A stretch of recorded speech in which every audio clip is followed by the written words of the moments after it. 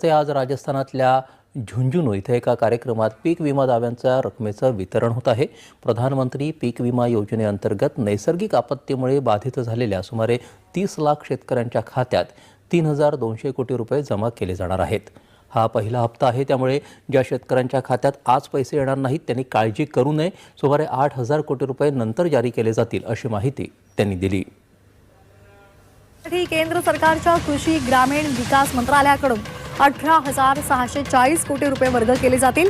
आज संध्याकाळी 5 वाजता हा कार्यक्रम सुरू होईल आणि त्यानंतर काही वेळातच सर्व शेतकऱ्यांच्या खात्यात हे पैसे जमा होईल। शेतकऱ्यांसाठी आली मोठी आनंदाची बातमी। आता जर तुम्ही पण पीक विमा भरला असेल तर आजची ही बातमी तुमच्यासाठी अत्यंत आनंदाची ठरणार असल्यामुळे तुम्ही पण हा व्हिडिओ पूर्ण बघत चला।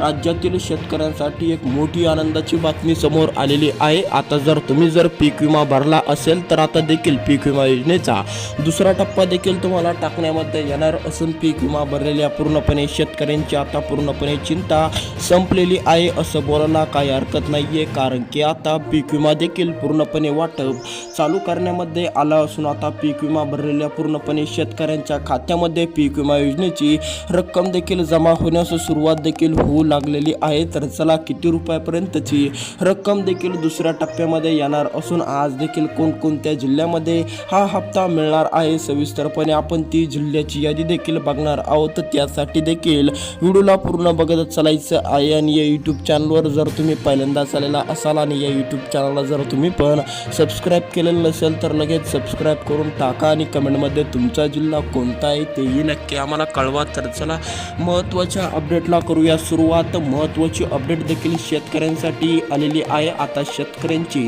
पूर्णपणे चिंता मिटलेली आहे असं बोलायला काही हरकत नाहीये, कारण की आता पीक विमा योजनेचा दुसरा टप्पा शेतकऱ्यांच्या बँकेच्या खात्यावरती जमा होण्यास सुरुवात देखील झाली असून आता शेतकरी पूर्णपणे आनंदी झालेले आहे असं म्हणायला काही हरकत नाही। आता शेतकऱ्यांमध्ये एक नवीन आनंदाचे वातावरण निर्माण होत आहे। त्यामुळे देखील आता जर तुम्ही पण शेतकरी असाल तर आता तुम्हाला पण चिंता करायची गरज नाहीये, कारण की आता तुमच्या पण देखील बँकेच्या खात्यावरती रक्कम देखील जमा होण्यास सुरुवात देखील होणार असून आता तुम्ही पण जर पीक विमा भरला असेल आणि तुम्हाला पण जर पीक विमा योजनेचा पहिला टप्पा मिळालेला असेल आणि तुम्ही पण पीक विमा योजनेच्या दुसऱ्या टप्प्याची प्रतीक्षा करत असाल, तुमची देखील आता प्रतीक्षा संपलेली आहे। आता दुसरा टप्पा देखील तुम्हाला मिळणार असल्याचे चित्र देखील स्पष्ट झालेले आहे। मंत्रिमंडळाच्या बैठकीमध्ये मोठा निर्णय पार पडल्यामुळे आता शेतकऱ्यांची पूर्णपणे चिंता मिटलेली आहे। आता ज्या शेतकऱ्यांना पहिला टप्पा मिळालेला आहे त्या शेतकऱ्याला आता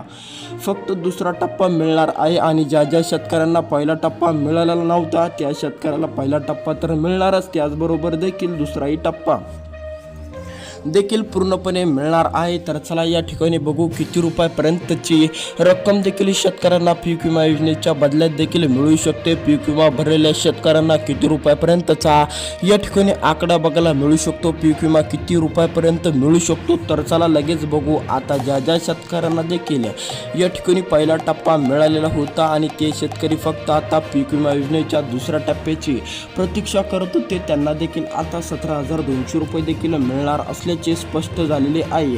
आता जर तुम्हाला पण पहिला टप्पा मिळालेला असेल आणि तुम्ही पण जर दुसऱ्या टप्प्याची प्रतीक्षा करणारे शेतकरी असाल तर आता तुम्हाला पण 17,200 रुपयापर्यंतची रक्कम देखील मिळणार असल्याचे स्पष्ट झाले। मंत्रिमंडळाच्या बैठकीमध्ये मोठा निर्णय पार पाडला गेलेला आहे। आता 17,200 रुपये त्या शेतकऱ्यांना मिळणार ज्या शेतकऱ्यांनी पीक विमा भरला होता आणि त्यांना देखील पहिला टप्पा मिळालेला होता। आता त्यांना फक्त दुसरा टप्पा पाहिजे होता असे शेतकऱ्यांना देखील 17,200 रुपयापर्यंतचा निधी देखील देण्यामध्ये येणार आहे। आता जर तुम्ही पण जर असे असाल की तुम्हाला पण पहिला पण टप्पा मिळालेला नसेल तर आता देखील तुम्हाला दोन टप्पे देखील एकत्रितपणे मिळणार असल्याचे स्पष्ट झालेले आहे। आता दोन हप्ते देखील शेतकऱ्यांना एकत्र मिळणार आहे जर तुम्हाला पण पहिला टप्पा मिळालेला नसेल तर चला या ठिकाणी आपण बघू किती रुपयापर्यंत मिळू शकतात निधी जर तुम्हाला पहिला टप्पा मिळाला नसेल तर।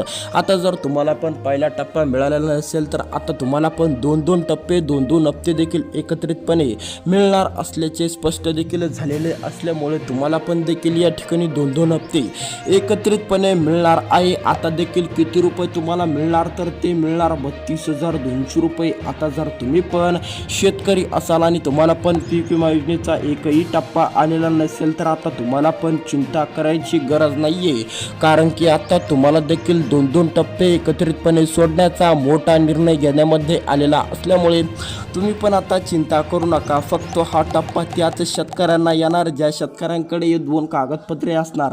आता जर तुमच्याकडे पण हे 2 कागदपत्रे नसतील, ही महत्त्वाची 2 कागदपत्रे जर तुम्ही पण काढून ठेवलेली नसेल तर आता तुम्हाला पण ती लवकरात लवकर काढणं अति आवश्यक देखील ठरलेलं असल्यामुळे तुम्हाला पण ते लवकरात लवकर पूर्ण करायचे आहे. तर चला ते 2 महत्त्वाचे कामे बघू.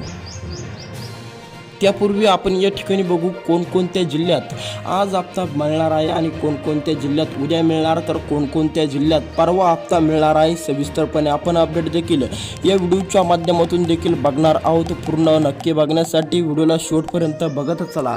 आता या ठिकाणी बघू आज देखील कोणकोणत्या जिल्ह्यामध्ये देखील पीक विमा योजनेचा दुसरा टप्पा आणि पहिला टप्पा देखील पडणार आहे. सविस्तरपणे आपण ते जिल्हे देखील बघणार आहोत. आता ती वेळ किती असणार, किती वाजून किती मिनिटांनी शेतकऱ्यांच्या बँकेच्या खात्यावरती रक्कम पडणार आणि ती 2 महत्त्वाची कागदपत्रे कोणती असणार. जी 2 महत्त्वाची कागदपत्रे शेतकऱ्यांना काढणं गरजेचे ठरले असल्यामुळे तुम्ही पण ते लवकरात लवकर काढून टाका जर तुम्ही पण शेतकरी असाल तर. आता जर तुमच्याकडे पण 2 कागदपत्रे नसतील तर तुम्हाला पण पीक विमा योजनेची रक्कम मिळणार नाहीये. तुम्हाला पण देखील यामधून बाद करण्यामध्ये येईल जर तुम्ही पण ती काढलेली नसेल तर. तुम्ही पण जर शेतकरी असाल तर आता तुम्ही पण लवकरात लवकर काढून घ्या जेणेकरून तुम्ही पण पीक विमा योजनेपासून बाद किंवा वंचित होणार नाही. जर तुम्ही पण शेतकरी असाल तर तुम्हाला पण कागदपत्र काढणं गरजेचे आहे. तर चला आज देखील कोणकोणत्या जिल्ह्यामध्ये रक्कम मिळणार आहे, कोणकोणत्या शेतकऱ्यांची पीक विमा योजनेच्या दुसऱ्या टप्प्याची आणि पहिल्या टप्प्याची प्रतीक्षा संपणार आहे. सविस्तरपणे आपण ते जिल्हे देखील बघू. त्यापूर्वी देखील आपण देखील काही महत्त्वाची कामे बघणार आहे आणि त्यापूर्वी देखील आपण ती वेळ बघणार ज्या वेळेला देखील शेतकऱ्यांना मोठा दिलासा मिळणार आणि त्या वेळेला देखील त्यांना देखील पीक विमा योजनेची रक्कम मिळू शकते. तर चला लगेच सुरुवात करूया. त्या वेळेला कोणती असणार आहे ती वेळ, मंत्रिमंडळाच्या बैठकीमध्ये कोणती वेळ देखील या ठिकाणी ठरलेली आहे, कोणती वेळ देखील देण्यामध्ये आलेली आहे. सविस्तरपणे ती वेळ आपल्याकडे आलेली आहे आणि ती आपल्याकडे आलेली वेळ देखील असणार आहे 5 वाजता देखील तुम्हाला सायंकाळचे जसे 5 वाजेल तसे देखील तुमच्या बँकेच्या खात्यावरती DBTच्या माध्यमातून देखील रक्कम जमा होण्यास सुरुवात देखील होणार असल्याचे स्पष्ट देखील झाल्यामुळे आता तुम्ही पण निश्चिंत व्हा, कारण की देखील DBTच्या माध्यमातून 5 वाजता या जिल्ह्यातील शेतकऱ्यांना रक्कम मिळणार. तर चला सविस्तरपणे आपण ते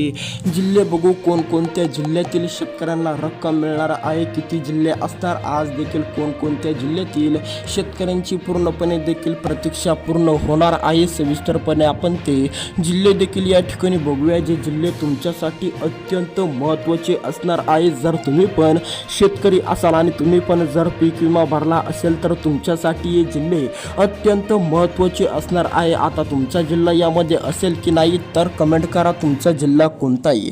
तर चला लगेच सुरुवात करूया आपण त्या जिल्ह्यांना. त्यापूर्वी देखील एक महत्त्वाचं काम राहिलेलं आहे. ज्या शेतकऱ्यांनी 2 कागदपत्रे म्हणजेच की 2 महत्त्वाची कामे जर काढलेली नसेल तर त्यांच्यासाठी अत्यंत दुःखद बातमी आलेली आहे. त्यांना देखील या ठिकाणून या योजनेतून बाद देखील करण्यामध्ये येऊ शकतो. त्यामुळे जर तुम्ही पण शेतकरी असाल आणि तुम्ही पण ही 2 महत्त्वाची कागदपत्रे असेल, ही 2 महत्त्वाची कामे असेल जर तुम्ही पण केलेली नसेल तर तुम्ही पण ती लवकरात लवकर पूर्ण करून टाकावी.